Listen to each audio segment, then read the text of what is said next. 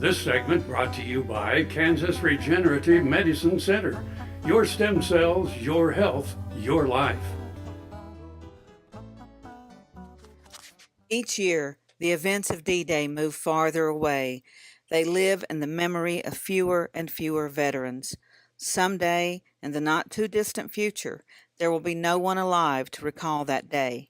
But we must never forget that day, the soldiers, sailors, and airmen, the families praying for their safe return, the millions devastated and dislocated in a war-torn countryside, those held in the horrors of concentration camps.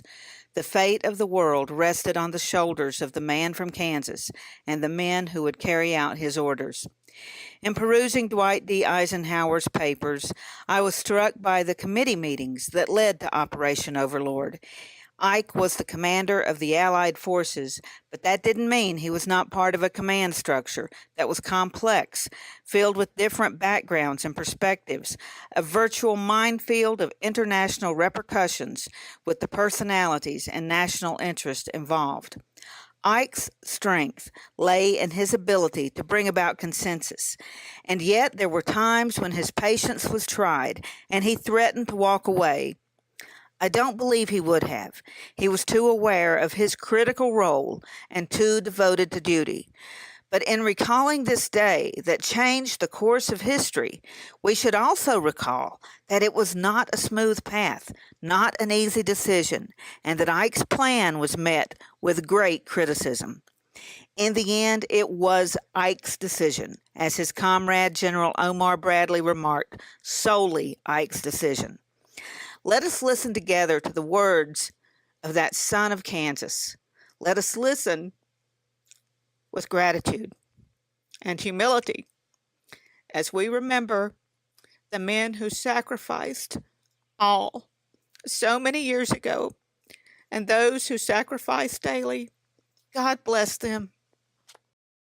Soldiers, sailors, and airmen of the Allied Expeditionary Force, you are about to embark upon the great crusade toward which we have striven these many months. The eyes of the world are upon you. The hopes and prayers of liberty-loving people everywhere march with you. In company with our brave allies and brothers in arms on other fronts, you will bring about the destruction of the German war machine, the elimination of Nazi tyranny over the oppressed peoples of Europe, and security for ourselves in a free world. Your task will not be an easy one. Your enemy is well-trained, well-equipped, and battle-hardened. He will fight savagely. But this is the year 1944. Much has happened since the Nazi triumphs of 1940-41. The United Nations have inflicted upon the Germans great defeats in open battle, man to man. Our air offensive has seriously reduced their strength in the air and their capacity to wage war on the ground. Our home fronts have given us an overwhelming superiority in weapons and munitions of war, and placed at our disposal great reserves of trained fighting men. The tide has turned. The free men of the world are marching together to victory. I have full confidence in your courage, devotion to duty, and skill in battle. We will accept nothing less than full victory. Good luck, and let us all beseech the blessing of Almighty God upon this great and noble undertaking.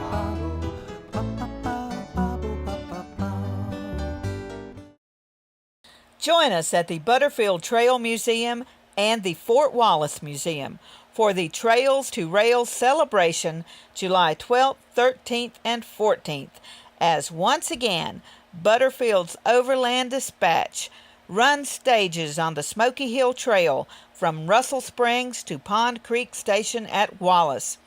Reliving history is a lot more fun than the folks had making it.